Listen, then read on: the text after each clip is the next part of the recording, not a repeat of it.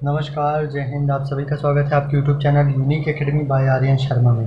एक बार फिर से आप सभी का मैं स्वागत करता हूं एक बेहतरीन क्लास में, जो कि आपकी केमिस्ट्री की जैसी चल रही थी वन शॉट का। वो थोड़ा टेक्निकल प्रॉब्लम की वजह से और वीडियो एडिटिंग की वजह से, जैसा कि आपका कुछ वीडियो का अंश आपका उस फर्स्ट वीडियो लेक्चर जो अपलोड हुआ है उसमें से छूट गया था, जिसको इस वीडियो में कंटिन्यू करेंगे। अगर दोनों वीडियोस को आपस में जोड़ दिया जाए, अगर वो करीबन उन दोनों वीडियोस को अगर जोड़ दिया जाए तो वो एक तरह से वन शॉट वीडियो ही कहलाएंगी। तो दो पार्ट्स में बस बनाई गई हैं, पर वो एक तरह से दोनों वीडियोस को अगर आप ऐड करके अगर देखते हैं तो वो वन शॉट के हिसाब से ही वीडियोस है, फुल लेक्चर वीडियोस है। आपको बस ये मतलब होना चाहिए कि आपको कंटेंट मिलना चाहिए, आपको बेहतरीन तरीके से हर चीज़ बताया गया है पहले वीडियो लेक्चर में, और वहाँ से जहाँ पे एंड हुआ था रिएक्टिविटी सीरीज़ से, वहीं से आज इस लेक्चर में कंटिन्यू करेंगे और एक बेहतरीन तरीके से आज वीडियो को मतलब लेक्चर को फिनिश कर देंगे। और दोनों वीडियो लेक्चर को ही आप ज़रूर देखिए, क्योंकि दोनों वीडियो लेक्चर मिला के ही आपका वन शॉट बनेगा। तो चलिए आज की वीडियो को स्टार्ट करते हैं। अगर वीडियो लास्ट तक अच्छा लगे तो लाइक करिएगा, अपने दोस्तों के साथ ज़रूर शेयर करिएगा, और चैनल्स में नए हैं तो सब्सक्राइब करिएगा। और भी चीज़ें हैं जो कि आपको, और भी इस लेक्चर्स में और भी चीज़ें मैं आपको कंटिन्यू करता हूँ, बताता रहूँगा बीच बीच में। तो जैसा कि आपका लेक्चर 1 में आपका यहाँ पे पूरा मेटल के टॉपिक्स हो गए थे। मैं आपको वहाँ पे स्क्रीनशॉट लेने का समय नहीं दिया था, यहाँ पे आप स्क्रीनशॉट इसका ले सकते हैं। जैसा कि ये मेटल का टॉपिक था, ये नॉन मेटल का ये टॉपिक था, ठीक है, कुछ इस प्रकार से। और फिर ये आपके कुछ मेटल्स थे, उनके बारे में ये कुछ चीज़ें बताई थी, सोडियम कैल्शियम के बारे में, उनके यूजेस के बारे में। फिर आपका गोल्ड के बारे में, मरकरी के बारे में, ये सब प्रकार से सारी चीज़ें चल रही थी। फर्स्ट वीडियो लेक्चर को यहाँ पे मैं थोड़ा आपको रिवाइज करवा रहा हूँ। हाइड्रोजन, कार्बन, फॉस्फोरस, इन सब के बारे में भी थोड़ा हम डिटेल में बताए थे फर्स्ट वीडियो लेक्चर में। जो भी फर्स्ट वीडियो लेक्चर नहीं देखे तो फर्स्ट वीडियो लेक्चर प्लीज़ देख लीजिए, क्योंकि उसको बिना देखे आप सेकेंड वीडियो लेक्चर आपको समझ में नहीं आएगा। तो फर्स्ट वीडियो लेक्चर को ज़रूर देखिए, ठीक है। इस प्रकार से है पूरा ये नोट्स है, ठीक है। टेलीग्राम चैनल को ज़रूर ज्वाइन कर लीजिए, क्योंकि मैं टेलीग्राम चैनल पे कभी भी आपको हर चैप्टर के नोट्स को पोस्ट कर सकता हूँ। जहाँ पीडीएफ मेरी तैयार हो जाएगी, मैं हर वीडियो लेक्चर हर नोट्स को वहाँ पे मैं पोस्ट कर दूँगा, चाहे वो फिजिक्स की हो, चाहे केमिस्ट्री की हो, चाहे बायो की, जो भी नोट्स आपकी होंगी मैं उसको पोस्ट कर दिया करूँगा। तो जैसा कि उस वीडियो लेक्चर में, फर्स्ट वीडियो लेक्चर में हम यहाँ तक अपना फिनिश कर चुके थे। रिएक्टिविटी सीरीज चल रही थी। रिएक्टिविटी सीरीज़ में मैंने आपको वहाँ पे बता दिया था, ये कुछ करीबन आपका डिक्रीजिंग ऑर्डर में सेट होता है। हाइड्रोजन यहाँ पे मिडिल होता है, मिडिल वर्किंग काम करता है। हाइड्रोजन यहाँ पे जीरो शो करता है। आप बाकी आपकी जो ऊपर है ये मोस्ट रिएक्टिव होते हैं, और यहाँ जो नीचे होते हैं ये लेस रिएक्टिव होते हैं। इस चीज़ को ध्यान दीजिएगा। अब देखते हैं फिफ्थ जो आपका कैरेक्टरिस्टिक था मेटल का, आपका केमिकल रिएक्शन के साथ।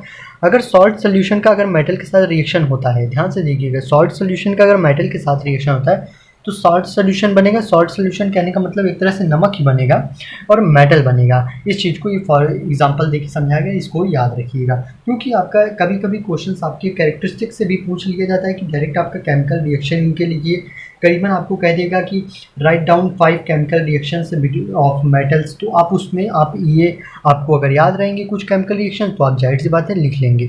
जैसा कि reaction of metal with chlorine, chlorine के साथ रिएक्शन करके क्या होता है, मेटल क्लोरीन बनाता है।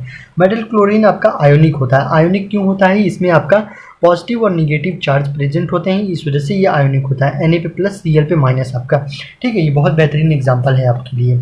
देखिए और भी किस प्रकार से आप केमिकल प्रॉपर्टीज देखते हैं नॉन मेटल की। नॉन मेटल की कुछ केमिकल प्रॉपर्टीज हैं। पहला आपका देखते हैं, नॉन मेटल अगर ऑक्सीजन के साथ रिएक्ट करेगा, नॉन मेटल अगर ऑक्सीजन के साथ रिएक्ट करेगा तो नॉन मेटल ऑक्साइड बनाएगा, नॉन मेटल ऑक्साइड बनाएगा। जैसे कि कार्बन प्लस O2 तो CO2 क्या है, कार्बन डाइऑक्साइड, मतलब नॉन मेटल ऑक्साइड बना रहा है। नॉन मेटल का are acidic in nature, non metal acidic होते हैं नेचर में, इस बात को भी ध्यान रखिएगा। अब देखते हैं दूसरा जो प्रॉपर्टी है केमिकल रिएक्शन के बेस पे, उसको देखते हैं। Reaction of non metal with water and dilute acid. Reaction of non metal का रिएक्शन अगर वाटर का और डाइल्यूट एसिड के साथ होता है तो क्या होगा, वो भी केस आपको याद होना चाहिए। ये आपका रिएक्शन होगा ही नहीं, इस प्रकार से आपको बता रहा है। डू नॉट विथ वाटर के साथ आपका नॉन मेटल का रिएक्शन ही नहीं होगा, और dilute acid, because dilute acid के साथ भी नहीं होगा, वाटर और डाइल्यूट के दोनों साथ नहीं, क्योंकि hydrogen can not give electron to reduce hydrogen. वो इलेक्ट्रॉन्स को नहीं दे सकता कि हाइड्रोजन को लीव कर दिया जाए ग्रुप में से, इस वजह से इसका रिएक्शन नहीं हो पाएगा, ठीक है। और भी इसमें जो चीज़ें हैं, थर्ड प्रॉपर्टी आपकी जो है केमिकल रिएक्शन की, अगर नॉन मेटल को विद सॉल्ट सोल्यूशन के साथ रिएक्ट करते हैं तो क्या होता है, a more reactive non metal displace less reactive non metals from its salt solution. जो ज़्यादा रिएक्टिव सॉल्ट होगा वो कम रिएक्टिव सॉल्ट सोल्यूशन को मतलब कि लीव हटा देगा, मतलब डिस्प्लेस कर देगा उसके सोल्यूशन में, तो ये बताने का प्रयास कर रहा है। अब देखते हैं reaction of non metal with Cl2। Cl2 मतलब क्लोरीन के साथ अगर रिएक्शन होगा तो क्या होगा, नॉन मेटल का अगर क्लोरीन के साथ रिएक्शन होगा, यहाँ पे इसको स्टार बना लीजिए क्योंकि ये बहुत इंपॉर्टेंट है। ठीक है, ये एक बार डायरेक्ट क्वेश्चन आ गया था कि अगर नॉन मेटल अगर आपका क्लोरीन के साथ रिएक्शन करेगा तो वो क्या बनाएगा, तो नॉन मेटल क्लोराइड मतलब कोवेलेंट फॉर्म में ये बनाएगा। ठीक है, इस फॉर्म्स में आपका ये क्रिएट करेगा। और भी चीज़ें जो हैं इसमें आप डिटेल में अगर आप इसमें मतलब देखेंगे कि इसमें आपकी जो केमिकल प्रॉपर्टीज़ है वो एग्जाम पॉइंट ऑफ व्यू से बहुत इंपॉर्टेंट है। अब देखते हैं वो टॉपिक आ गया जो कि एग्जाम पॉइंट ऑफ व्यू से बहुत इंपॉर्टेंट है। कभी कभी क्वेश्चंस क्या पूछते हैं कि 2 केमिकल प्रॉपर्टीज़ लिखिए, 2 फिजिकल लिखिए और 2 यूजेज लिखिए आप मेटल के। अभी कभी कभी ये मेटल उस नॉन मेटल के भी केस में आपका पूछ सकता है, मतलब 2 फिजिकल 2 केमिकल और 2 यूजेस लिखिए, ये चीज़ पूछ लेता है कभी कभी। और बाकी मैंने कई ईयर्स के पेपर को एनालिसिस किया है, बैक ईयर पेपर्स को, किसी एक सेट में ये पूछा गया है, इस तौर पे मैं आपको बता रहा हूँ कि यूजेस अच्छे से याद कर लीजिएगा। ये देखिए मेटल की यूजेस क्या है, कॉपर एल्युमिनियम ये वायर्स बनाने में और स्टेल्सेस बनाने में यूज़ होता है, मतलब कि कोई भी औजार बनाने में आपका ये यूज़ होता है। ये देखिए आपका जो मेटल होता है, मेटल मैंने अभी आपको एक प्रोसेस बताया था वहाँ पे हाइड्रोजन के केस में कि वो आपका मतलब कि आपका जो है मेटल सोडियम मेटल है वो आपका हार्बर प्रोसेस में यूज़ होता है NH3 फॉर्म करने में, मतलब अमोनिया बनाने में ये मदद करता है आपका। ये भी याद कर लीजिए, ये भी यूजेस के तौर पे। जिंक ग्लेवनाइजेशन में मदद करता है, मतलब कभी कभी लोहे पे क्या होता है रस्टिंग लगने होती है, तो कभी कभी क्या होता है कहा जाता है कि उस पर जिंक की प्लेटिंग कर दी जाए जिससे कि उस पर रस्टिंग ना लगे, तो इस जिंक का प्रयोग होता है रस्टिंग से बचाने के लिए। Prevent iron from rusting. AU मतलब कि AU गोल्ड और जो सिल्वर होते हैं ये ज्वेलरी बनाने में यूज़ होते हैं। Titanium zirconium use in nuclear energy. Titanium और जिरकोनियम न्यूक्लियर एनर्जी में यूज़ होते हैं, इसको याद रखिएगा। ठीक है, और नॉन मेटल क्या होते हैं, नॉन मेटल की यूजेस क्या होते हैं, hydrogen used in making NH3। Hydrogen का यूज़ होता है NH3 बनाने में, अमोनिया यहाँ पे भी बनाया जाता है इधर gas. Hydrogenation of vegetable oils. देखिए जब आपको घी बनता है, आपका जो वेजिटेबल घी बनता है वो भी आपका नॉन मेटल का ही आपका एक प्रोसेस होता है। Carbon used in making of electrode in dry batteries.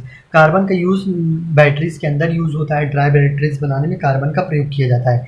Nitrogen is used prevention of chips packet. Chips packets में आप क्या होता है कभी कभी अगर चिप्स में नाइट्रोजन की हवा ना भरी जाए तो चिप्स के जो पैकेट्स होते हैं उनमें चिप्स मतलब महकने लगेंगे, स्मेल करने लगेंगे, रेंसिडिटी आ जाएगी, तो इसलिए उसमें नाइट्रोजन का गैस डाला जाता है कि वो प्रिजर्व रहें, काफ़ी समय तक 2 से 3 महीने चल सकें इसलिए। अब देखते हैं ऑकरेंस ऑफ मेटल। ये सबसे मेन टॉपिक है, इसलिए इस लेक्चर का वीडियो लेक्चर उतना लंबा नहीं बनेगा, आपको शॉर्ट्स में ही सारी चीज़ें बता दी जाएंगी। ऑकरेंस ऑफ मेटल्स क्या होते हैं, मतलब मेटल से आपका किस किस फॉर्म्स में पाया जाता है अर्थ में, उस चीज़ को आपको बता रहा है। ऑकरेंस कहाँ कहाँ से। Earth crust is a natural resource. Earth crust एक नेचुरल रिसोर्स है जहाँ से मेटल निकलता है, ये तो जाहिर सी बात है। फ्री स्टेट में पाया जाता है, कंबाइंड स्टेट में पाया जाता है। फ्री स्टेट को नेटिव स्टेट भी कहा जाता है, ठीक है, इसको याद रखिएगा। फ्री स्टेट में आपका लो रिएक्टिव मेटल पाया जाता है और कंबाइंड स्टेट में हमेशा हाई रिएक्टिव मेटल पाया जाता है, इसको भी याद रखिएगा। ये बेहतरीन नोट्स है, इस तरह नोट्स आज तक कोई भी यूट्यूब पे आपको इस तरह से नहीं पढ़ाया होगा। इस तरह से नोट्स स्टडी मतलब कि एग्जाम पॉइंट ऑफ व्यू से एक तो कवर करा देगा और हर टॉपिक्स को आपको बता देगा, ठीक है। इसमें नोट करने वाली 1-2 बातें हैं कि जो कॉपर Cu है, कॉपर और Ag occurs in free state as well as combined state. Copper और जो आपका सिल्वर है ये आपके फ्री स्टेट में भी पाए जाते हैं और कंबाइंड स्टेट में भी पाए जाते हैं। मिनरल्स क्या होते हैं, मिनरल्स क्या होते हैं, नेचुरली जो मटेरियल मेटल्स होते हैं जो कि कंपाउंड्स अर्थ क्रस्ट से निकलते हैं उन्हें ही हम मिनरल्स कहते हैं। मिनरल्स को एक तरह से कह सकते हैं अर्थ क्रस्ट से निकलने वाले मेटल या कंपाउंड को ही हम मिनरल कहते हैं। The mineral which form from which the metal can be extracted conventionally and profitably और कॉल्ड ओर्स। काफ़ी ज़्यादा इसको सिंपल भाषा में समझना चाहें, काफ़ी ज़्यादा मिनरल्स काफ़ी मिल के ऑर्स क्रिएट करते हैं, इसको आप सिंपली ऐसे समझ सकते हैं, ठीक है। जितने भी आपके ऑर्स होते हैं आर मिनरल्स, जितने भी आपके ऑर्स होते हैं वो मिनरल्स हो सकते हैं, ठीक है, पर कभी भी मिनरल आपके ऑर्स नहीं हो सकते, इसको ध्यान रखिएगा। ओर्स मिनरल हो सकते हैं, ओर्स मिनरल हो सकते हैं पर मिनरल आपके ओर्स नहीं हो सकते हैं, ठीक है, इसको याद रखिएगा। ठीक। और भी क्या चीज़ें हैं आप देख सकते हैं, कौन कौन से और से क्या क्या बनते हैं उसको भी याद रखिए। सोडियम है, रॉक सॉल्ट इसका और है, इसका फार्मूला NaCl है, ये फार्मूला आपका बनता है। एल्युमिनियम बक्साइट होता है Al2O3 2H2O, इसको याद कर लीजिए। इसका आप एक बार स्क्रीनशॉट ले लीजिए, मैं तो कहता हूँ स्क्रीनशॉट आप ले लीजिए इसका। Fe है, आयरन हेमेटाइट है, और इसका Fe2O3 होता है, इसका फार्मूला Hg है, मरकरी आपका चीना बार होता है, HgS होता है। Cu कॉपर है, क्यूपराइट होता है, और कॉपर ग्लेंस होता है, Cu2S होता है। Mn आपका पायरोलुसाइट होता है, MnO2। ठीक है, ये चीज़ें आप याद रखिए। मेटलर्जी एक बहुत इंपॉर्टेंट टॉपिक आपके लिए ले आ रहा हूँ। मेटलर्जी आपके लिए बहुत इंपॉर्टेंट होने वाला है। वो प्रोसेस होता है जब मेटल्स में से आपके गंदे पदार्थ को निकाला जाता है। एक्सट्रैक्शंस ऑफ मेटल्स का एक्सट्रैक्शंस किया जाता है, उनमें गंदगी को निकाला जाता है, उनको साफ़ सुथरा और प्योर बनाया जाता है। ठीक है, उस प्रोसेस को हम मेटलर्जी कहते हैं। मेटलर्जी समझने से पहले कुछ आपको 3 टॉपिक्स को समझना पड़ेगा। जेन्यू और फ्लक्स और स्लैग क्या होते हैं। देखिए, अर्थ एंड रॉकी इम्प्योरिटीज़, जो कि मेटल्स में अर्थ और रॉकी इम्प्योरिटीज़ भी प्रेजेंट होती हैं। मतलब कि मेटल अर्थ से निकाला जाता है तो उसमें काफ़ी ज़्यादा सॉइल मतलब पाए जाते हैं, अर्थ मेटल इम्प्योरिटीज़ होती हैं, तो उनको गैंग्यू कहते हैं, गैंग्यू कह सकते हैं। और देखिए, in order to remove gangue from roasted ore a substance is added to gangue is or flux. देखिए, जब कभी भी आपका प्रोसेस होता है, मतलब कि पहले गैंग्यू आएगा, मतलब कि इसके बाद फ्लक्स होगा, फिर स्लैग होगा, इस प्रकार से आपका पूरा ये प्रोसेस चलता रहता है। और इसका जो कम्बिनेशन होता है, G और F का जो कम्बिनेशन होता है वो स्लैग को फॉर्म करता है। ठीक है, ये ध्यान रखिएगा। इस तरह से ये तीनों टॉपिक्स आपके लिए बहुत इंपॉर्टेंट होने वाले हैं। और गैंग्यू और फ्लक्स और स्लैग, ये तीनों टॉपिक्स बहुत इंपॉर्टेंट हैं। ये तीनों टॉपिक्स आपको मेटलर्जी समझने में बहुत हेल्प करेंगे, तो इसका स्क्रीनशॉट आप ले लीजिए। मैं आपको लास्ट में थोड़ा मौका दूंगा, स्क्रीनशॉट आप ले लीजिएगा। ठीक है, और इसमें आप देखिए, इसमें आपका कौन सा टॉपिक आ गया। एक्सट्रैक्शंस ऑफ मेटल आपका तीन स्टेप में होता है। एक्सट्रैक्शंस ऑफ ओर होता है, reduction of metal oxide into metal होता है, और रिफाइनिंग ऑफ प्योर मेटल। ये 3 स्टेप्स होते हैं जिनसे आप एक्सट्रैक्शंस कर सकते हैं, मतलब कि उनमें से मेटल में से आपका गंदगी निकाल सकते हैं। ये तीनों स्टेप आप याद रखिएगा। देखिए, कौन कौन से पहला स्टेप देखते हैं, concentration of ore. Concentration of ore क्या होता है, इसमें आपका ओर को निकालने के लिए 4 प्रकार की आपकी चीज़ें होती हैं। ठीक है, the method using removing gangue and impurities from ore are called concentration of ore. Ore में से जब गैंग्यू और कुछ ज़्यादा इम्प्योरिटीज़ निकालने के लिए कंसंट्रेशन ऑफ ओर का मेथड का प्रयोग करते हैं। कंसंट्रेशन ऑफ ओर में करीबन आपके 4 मेथड्स आ जाते हैं। आपके 4 मेथड्स कौन से हैं, हाइड्रोलिक वॉशिंग है, मैग्नेटिक सेपरेशन है, फोर्स फ्लोटेशन और केमिकल मेथड है। जैसा कि आपको स्क्रीन पे शो हो रहा होगा, हाइड्रोलिक वॉशिंग, मैग्नेटिक सेपरेशन और फोर्स फ्लोटेशन और केमिकल मेथड्स, इन सबको टॉपिक्स को आपकी बुक्स में उतना डिटेल में नहीं बताया गया है। थोड़ी थोड़ी बातें आपको सब चीज़ें बताई गई हैं, उस तरह से मैंने आपको वीडियो में ही इमेज लगा दिया है। आपको ये छोटी क्लासेस से भी बताई जा रही है। 8th क्लास से ही करीबन आपको बताते चला आ रहा है कि हाइड्रोलिक वॉशिंग क्या होता है, मैग्नेटिक सेपरेशन क्या होता है। मैग्नेटिक सेपरेशन क्या होता है, मैग्नेट्स के द्वारा आपका अलग किया जाता है। हाइड्रोलिक में क्या होता है, पानी के द्वारा आपका साफ किया जाता है। फोर्स फ्लोटेशन भी होता है। केमिकल मेथड में आपका केमिकल के द्वारा आपका ओर्स में से आपका इम्प्योरिटीज़ निकाला जाता है। ये चारों टॉपिक्स मैंने इतनी आपको सरलता से बता दिए कि इतनी बेहतरीन तरीके से आपको समझ में आ गए होंगे। ठीक है, और इमेज देख के भी आप समझ सकते हैं हर चीज़ें। अब जो सेकंड आपका टॉपिक हुआ, सेकंड मेथड है ओर का कंसंट्रेशन का, वो है आपका इम्प्योरिटीज़, मतलब मेटल्स में से मेटल्स आपके करीबन 3 प्रकार से इम्प्योरिटीज़ निकालते हैं, 3 प्रकार से। ठीक है, पहला आपका होता है हाई रिएक्टिविटी, सेकंड होता है मीडियम रिएक्टिविटी मेटल्स, थर्ड होते हैं लो रिएक्टिव मेटल्स होते हैं। इन तीनों प्रकार के मेटल्स में से आपकी रिएक्टिविटी मतलब कि कंसंट्रेशन निकलते हैं। तो पहले हाई रिएक्टिविटी देखेंगे। ये चीज़ें मैंने जो आपको अभी बताई वही चीज़ें हैं, आपको बताया जा रहा है इंग्लिश में लिख के आपको डिफिनेशन के तौर पे। The concentration of metal from इस कंसंट्रेशन और is essentially a process reduction of metal compound present in और। यही चीज़ें जो मैंने अभी आपको बताया हिंदी में, वही इसको यहाँ पे डिफिनेशन के तौर पे शो हो रहा है। हाईली रिएक्टिव मेटल में कैसे एक्सट्रैक्शंस होते हैं उनको देखिए। हाईली रिएक्टिव मेटल्स में आपका एक्सट्रैक्शंस होता है, जो कि हाईली रिएक्टिव मेटल्स कौन कौन से होते हैं, आपका सोडियम, मतलब सोडियम हो गया, पोटेशियम हो गया, कैल्शियम हो गया, मैग्नीशियम हो गया, एल्युमिनियम। इसमें क्या होता है, इलेक्ट्रोलाइटिक प्रोसेस होता है। एक इलेक्ट्रोलाइटिक प्रोसेस आपका रिडक्शन होता है। इलेक्ट्रोलाइटिक मतलब कि इलेक्ट्रिसिटी दे के आपका रिडक्शन किया जाता है, उसको कहते हैं इलेक्ट्रोलाइटिक प्रोसेस। इसमें आपका इलेक्ट्रिसिटी पास की जाती है, तो आपका इसमें मॉल्टेन स्टेट में आपका जो कि आपका ये सोल्यूशन प्रेजेंट होता है, उसमें इलेक्ट्रिसिटी को पास किया जाता है, उसमें से जो कि ब्रेक डाउन्स होते हैं, आपका प्योर मेटल अलग हो जाता है, आपका गैस अलग हो जाएगा, इम्प्यूरिटीज़ अलग हो जाएंगी। इस प्रकार से ये हाईली रिएक्टिव मेटल्स के लिए इलेक्ट्रोलाइटिक रिडक्शन का हम प्रयोग करते हैं। मीडियम रिएक्टिव मेटल्स के लिए जैसे कि Zn हो गया, Fe हो गया, आयरन हो गया, कॉपर हो गया, Pb हो गया, लीड हो गया, इन सब के लिए हम क्या प्रयोग करते हैं, हम दो प्रकार के मेथड्स का प्रयोग करते हैं। एक होता है क्लैग्नेशन होता है, एक रोस्टिंग होता है। हाई रिएक्टिव मेटल के लिए आप इलेक्ट्रोलाइटिक का प्रयोग किए, मीडियम रिएक्टिव मेटल के लिए क्लैग्नेशन और रोस्टिंग का प्रयोग किए। क्लैग्नेशन क्या होता है, देखिए वो प्रोसेस होता है जिसमें कि आपका इसमें एयर का जो होता है एब्सेंस होता है, एयर हमेशा इसमें क्या होगा, एब्सेंस होगा। और जस्ट इसका अपोजिट होता है रोस्टिंग। रोस्टिंग में क्या होता है कि दोनों प्रोसेस वही रहते हैं, सेम, प्रोसेस थोड़ा अलग रहता है, बस ये ध्यान दीजिएगा। इसमें क्लैग्नेशन में आपका ऑक्सीजन नहीं प्रेजेंट होता और रोस्टिंग में आपका ऑक्सीजन प्रेजेंट होकर रिएक्शन होता है, ठीक है। इसमें प्रेजेंस होता है, इसमें नहीं प्रेजेंट होता। जैसे यहाँ पे एग्जांपल ले सकते हैं, जिंक कार्बोनेट में क्लैग्नेशन हुआ तो जिंक ऑक्साइड अलग हो गया और कार्बन डाइऑक्साइड एक गैस के फॉर्म में वो रिलीज कर दिया गया, ठीक है। और यहाँ पे देख सकते हैं Zn2 है प्लस 3O2 है, तो यहाँ पे रिएक्शन करके जिंक ऑक्साइड बनाया और सल्फर डाइऑक्साइड बनाए, ये रिलीज़ कर दिया गया है, ठीक है। इसको देख लीजिए।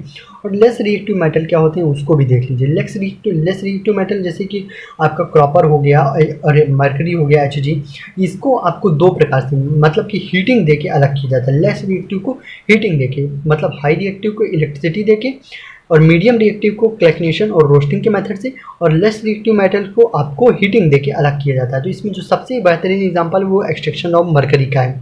इसको नोट कर लीजिए क्योंकि ये डायरेक्ट एग्जाम में आता है कि हीटिंग एक्सट्रैक्शन ऑफ मरकरी करके दिखाइए, इसका फॉर्मूला बताइए। तो इस प्रकार से आप इसको पूरा बता सकते हैं। 2HgS ये मरकरिक सल्फाइड है। इसमें जब ऑक्सीजन के प्रेजेंट में हम इसका रोस्टिंग करवाते हैं तो ये 2HgO प्लस 2SO2 में क्रिएट हो जाता है, मरकरी ऑक्साइड और सल्फर डाइऑक्साइड में। जब यहाँ से हम मरकरी ऑक्साइड को लेते हैं तो 2HgO को लेते हैं, तो इसको हम जब हीट देते हैं, अब ये हीट वाला प्रोसेस इसमें आ गया, मतलब लेस रिएक्टिव मेटल में। अभी तो ये रोस्टिंग में चल रहा था, अभी ये सेकंड मतलब कि अभी ये मीडियम रिएक्टिव मेटल में चल रहा था, अब ये लेस रिएक्टिव मेटल में आ गया है, ठीक है। अभी ये क्या मीडियम में चल रहा था, तो ये पहला वाला फार्मूला मीडियम में था, ये वाला लेस रिएक्टिव में आ गया, तो इसमें 2Hg प्लस O2 का फॉर्मेशन करेगा, ठीक है। और भी चीज़ें आप देखते हैं, कार्बन कॉपर के साथ भी वही चीज़ें हैं, एक्सट्रैक्शंस में आपकी चीज़ें हैं, मतलब इसमें भी वही चीज़ें हैं। पहला आपका मीडियम रिएक्टिव मेटल्स के प्रोसेस चलेगा, फिर आपका यहाँ पे लेस रिएक्टिव मेटल्स का प्रोसेस चलेगा। इसको भी आप बेहतरीन तरीके से याद कर लीजिएगा और दोनों रिएक्शंस बहुत बेहतरीन तरीके से नोट डाउन कर लीजिए क्योंकि बहुत इंपॉर्टेंट होने वाले। कल कॉपर सल्फाइड को ऑक्सीजन से रिएक्ट करेगा, कॉपर ऑक्साइड बनाया, फिर सल्फर ऑक्साइड डाइऑक्साइड बनाया, ये चीज़ बनाया, फिर यहाँ से कॉपर ऑक्साइड को उठाया, यहाँ पे रखा, यहाँ पे लिया, तो अब इसके साथ कॉपर सल्फाइड को लिया। जब इन दोनों पदार्थ लिया कंपाउंड्स को जब हीट दिया गया तो आपका ये क्रिएट हुआ, ये चीज़ कॉपर मेटल अलग हो गया और सल्फर डाइऑक्साइड अलग हो गया, ठीक है। ये तीनों चीज़ें थी, ये प्रोसेस था पूरा। और जो थर्ड यहाँ पे देखिए आपका 3 प्रकार थे ना, कंसंट्रेशन ऑफ ओर था, reduction of metal oxide into metal होता है। इसमें आपका तीन नियम था, आपका तीनों नियम बताया गया, highly reactive, medium reactive, low reactive. अब जो तीसरा नियम है वो है refining of impure metal. Refining of impure metal भी उसको कर लेते हैं। जैसा कि रिफाइनिंग ऑफ इम्प्योर मेटल आपका बहुत इंपॉर्टेंट है, ये डायरेक्ट आपके क्वेश्चंस कई बार मैंने एनालिसिस किया है, ये डायरेक्ट आता है आपका। रिफाइनिंग ऑफ प्योर मेटल्स में आपका 3 प्रकार से कर सकते हैं, डिस्टिलेशन होता है, लिक्विफिकेशन होता है, इलेक्ट्रो रिफाइनिंग होता है। डिस्टिलेशन, लिक्विफिकेशन और इलेक्ट्रो रिफाइनिंग आप बहुत अच्छे से स्टडी करिएगा अगर आपकी बुक में शो कर रखा हो तो, ठीक है। जैसा कि अगर आप इसमें देख सकते हैं इलेक्ट्रो रिफाइनिंग में क्या होता है, मैं आपको एक इसमें बता देता हूँ रूल इलेक्ट्रो रिफाइनिंग का। लिक्विफिकेशन में आपका लिक्विड के तौर पे आपका रिफाइनिंग किया जाता है। इलेक्ट्रोलाइटिक रिफाइनिंग में आपका इसमें क्या किया जाता है, इलेक्ट्रिसिटी पास की जाती है, एनोड होता है, कैथोड होता है। उसमें क्या, इसमें कुछ मेटल्स होते हैं जिनका मैंने नाम बता रखा है, कॉपर, जिंक, लीड, ये कुछ मेटल्स होते हैं जिन पे ये रिएक्शंस अप्लाई किया जाता है, ठीक है। आप देख सकते हैं ये कुछ एक जार बना है, यहाँ पे सोल्यूशन प्रेजेंट है, ठीक है। यहाँ पे सोल्यूशन आपका प्रेजेंट रहता है। यहाँ पे लेफ्ट हैंड साइड पे आपका एनोड है पॉजिटिव चार्ज में, कैथोड आपका राइट हैंड साइड में है जो कि प्योर कॉपर है, यहाँ पे इम्प्योर कॉपर है। यहाँ पे आप देख सकते हैं इनकी भी जब इलेक्ट्रिसिटी पास कराई जाएगी कुछ इस प्रकार का फॉर्मूला क्रिएट करेगा। CuSO4 को जब आप इलेक्ट्रिसिटी पास कराएंगे तो ये 2 फॉर्म में ब्रेक हो जाएगा, Cu2+ और SO4, इस फॉर्म में ये ब्रेक डाउन हो जाएंगे, ठीक है। इस प्रकार से ये Cu का फॉर्मेशन करेगा मतलब और SO4 को रिलीज़ कर देगा। ये चीज़ है यहाँ पे इलेक्ट्रोलाइटिक रिफाइनिंग में। और हम अपने वीडियो लेक्चर के अंत में बहुत पहुँच चुके हैं, नज़दीक हैं। कोरोजन भी बहुत एक मॉडर्न इंपॉर्टेंट टॉपिक होता है। एसिड बेस सॉल्ट के आपके लेक्चर नंबर मैंने आपके चैप्टर नंबर 2 के लेक्चर में आप ज़रूर देखिएगा। अगर आप नहीं देखें तो ज़रूर उसको प्लेलिस्ट से विजिट करिएगा, वहाँ पे मैं आपको बता दिया हूँ कोरोजन के बहुत डिटेल में टॉपिक वहाँ पे मैंने आपको बता दिया था। एक बार मैं आपको पास्ट में आपको ले चलता हूँ, मैं आपको एक बार शो कर देता हूँ पास्ट में वहाँ पे चीज़ें किस प्रकार से आपको शो कराई गई थी। वो आपके फर्स्ट चैप्टर में आपको जिस प्रकार से बताया गया था, फर्स्ट चैप्टर में, यस यहाँ पे देखिए आपका बताया गया था। फर्स्ट चैप्टर में आपके कोरोजन आपको पढ़ाया गया था बहुत बेहतरीन तरीके से। कोरोजन था, रस्टिंग का टॉपिक आपको बताया गया था, फिर रेंसिडिटी का टॉपिक आपको बताया गया था। ठीक है, इस प्रकार से ये पूरा टॉपिक आपको बताया गया था फर्स्ट चैप्टर में। ठीक है, इस प्रकार से है। अब कोरोजन यहाँ पे भी आया है थर्ड चैप्टर में, तो ये बहुत इंपॉर्टेंट होगा और ये डायरेक्ट भी आता है, कभी कभी शॉर्ट नोट्स भी आ जाता है। कोरोजन पे शॉर्ट नोट्स लिखिए। The process by which metal surface is attacked by moisture air chemical. जब वो प्रोसेस होता है कि मेटल सरफेस पे मॉइस्चर होता है, एयर होता है, केमिकल रिएक्शंस फॉल करते हैं और उसमें मेटल्स में कलर चेंजेस परिवर्तन करते हैं, तो उसे कोरोजन कहते हैं। अब देखते हैं आयरन पे किस प्रकार की कोरोजन लगती है। आयरन पे ब्राउन कलर की कोरोजन लगती है। आयरन पे कोरोजन के रस्टिंग का फॉर्मूला होता है Fe2O3 XH2O। कॉपर पे ग्रीन कलर का लगता है, बेसिक कॉपर कार्बोनेट का लगता है। सिल्वर पे ब्लैक कलर का लगता है, सल्फाइड मतलब सिल्वर सल्फाइड Ag2S का इस पे लगता है। आप इसको फॉर्मूलाज याद रखिए तीनों का, कौन कौन से लगता है। MCQ बेस्ड क्वेश्चन इस पे बन सकते हैं और कभी कभी शॉर्ट नोट्स में आता है, तो आप इसको भी लिख सकते हैं कंबाइन करके। ब्राउन कलर का आपका कॉपर आयरन पे बनता है, कॉपर पे आपका ग्रीन कलर का बनता है, सिल्वर पे आपका ब्लैक कलर का बनता है। Gold platinum are unreactive so they are not corrosive. Gold platinum पे आपने ध्यान से कभी गौर किया होगा तो गोल्ड प्लेटिनियम पे आपका कभी भी कोरोजन नहीं लगता है, इसको याद रखिएगा। और इस पे रस्टिंग आयरन पे क्या होता है, रस्टिंग लगता है, तो इससे बचाव के कुछ नियम क्या क्या होते हैं। आप उसको मेटल को पेंट कर सकते हो, ऑयल ग्रीस लगाते रहिए बराबर, उस पर ग्लेवनाइजेशन कर सकते हो। ग्लेवनाइजेशन किसे होता है, जिंक की लेयर चढ़ाई जाती है, उसे ग्लेवनाइजेशन कहते हैं। बाय मेकिंग एलॉयल, उसका एलॉयल बना सकते हो। एलॉयल्स क्या होते हैं, इसमें काफ़ी ज़्यादा मेटल्स को दो को कंबाइन करके कुछ नया मेटल्स क्रिएट करते हैं, वो चीज़ होते हैं। इलेक्ट्रोप्लेटिंग करा सकते हो। इलेक्ट्रोप्लेटिंग कहते हैं उस पर आप कॉपर क्रोमियम और निकल की लेयर चढ़वा दो, उसे इलेक्ट्रोप्लेटिंग कहते हैं। ग्लेवनाइजेशन कराओगे तो जिंक की लेयर चढ़ाते हो और पेंटिंग करवा देते हो, कोई भी इस प्रकार से। अब जो लास्ट टॉपिक है वो है एलॉयल आपका। एलॉयल आपका दो मेटल्स के आपके कॉम्बिनेशन होता है, मतलब होमोजीनियस मेटल का मिक्सचर होता है। Mixture of two homogeneous metals, उसको एलॉयल कहते हैं। जैसे यहाँ पे कुछ एलॉयल्स मैंने शो कर रखे हैं, ब्रैश है, ब्रॉन्ज है, शोल्डर है, एमेलगम है। ब्रैश आपका बहुत इंपॉर्टेंट है, ब्रॉन्ज भी इंपॉर्टेंट है, शोल्डर भी इंपॉर्टेंट है, एमेलगम। MCQ बेस्ड टॉपिक्स ये बहुत इंपॉर्टेंट है, ये चारों चीज़ें। यहाँ पे कॉपर और जिंक का रिएक्शन मतलब कॉम्बिनेशन होता है। ब्रैश में, ब्रॉन्ज में आपका कॉपर और SN का, और शोल्डर में PB लीड और SN का, इस प्रकार से। एमेलगम में आपका it contains mercury metal then if called amalgam. Amalgam में आपका मर्करी मेटल्स होता है। जैसा कि ये वीडियो लेक्चर मैंने आपको शुरू में ये तो मैप आपका शुरू में लेक्चर नंबर 1 का टॉपिक था, वहाँ पे मैंने आपको बस बताया था। ये जैसा कि आपका ये वीडियो आपका ये जो चैप्टर है वो पूरी तरह से कंप्लीट हो चुका है। एक बेहतरीन चैप्टर था, ये बेहतरीन आपके लिए एक चैप्टर था, ये कंप्लीट हो चुका है। आप इसका स्क्रीनशॉट ले सकते हैं अगर पूरा नोट्स आपको शो करा जाए। जैसे कि रिएक्टिविटी सीरीज़ तक आपको नोट शो कर दिया गया था, उसके आगे के नोट्स कुछ इस प्रकार से हैं। आप इसको अगर बेहतरीन तरीके से अगर नोट्स बनाना चाहते हैं तो स्क्रीनशॉट ले सकते हैं और टेलीग्राम चैनल को आप ज्वाइन कर लीजिए। मैं कभी भी वहाँ पे आपको वीडियो मतलब लेक्चर के संबंधित आपके नोट्स पोस्ट कर दूंगा, ठीक है। तो पहले से आप उधर ज्वाइन रहिए। और वीडियो लेक्चर को अगर भी अच्छा लगा है तो लाइक करिए, अपने दोस्तों के साथ भी शेयर करिएगा, और चैनल पे नए हैं तो सब्सक्राइब कर दीजिए और भी जल्दी बेल आइकन को प्रेस कर दीजिए कि हर आपको नई वीडियो की नोटिफिकेशन आपको मिलती रहे। और कुछ ही टाइम में हम अपना जब बोर्ड सेटअप कर लेंगे तो हम आपके लिए लाइव क्लासेस भी ले आएंगे। और भी प्रकार की आपकी क्लासेस चल रही हैं, मैथ की क्लासेस चल रही हैं, आपकी हिंदी यूपी बोर्ड की क्लासेस चल रही हैं। आप किसी भी बोर्ड से हो, चाहे आप यूपी हो, CBSE हो, आपकी केमिस्ट्री वेरी इंपॉर्टेंट है, केमिस्ट्री आप तो कर सकते ही हैं, ठीक है। फिजिक्स भी आप क्लासेस कर सकते हैं, ठीक है। इस प्रकार से ये सारी चीज़ें हैं। यहाँ पे इस पेज का नोट्स भी आप लिख सकते हैं। और भी चीज़ें हैं जो कि आपके लिए जल्द ही वीडियोस आने वाली हैं। अगर वीडियो अच्छी लगी हो तो लाइक करिएगा, अपने दोस्तों के साथ भी ज़रूर शेयर कर दीजिएगा, क्योंकि उनको भी हेल्प हो। ज्ञान को जितना आप दूसरों में बांटेंगे उतना ही आपकी ज्ञान की बढ़ोतरी होगी। ज्ञान को कभी रखने से आपकी बढ़ोतरी नहीं होती है। ठीक है, तो वीडियो अगर अच्छी लगी तो लाइक कर दीजिए। अंत में यही बोलना चाहूँगा, हर वीडियो को अंत तक देखा करिए। जय हिंद, नमस्कार।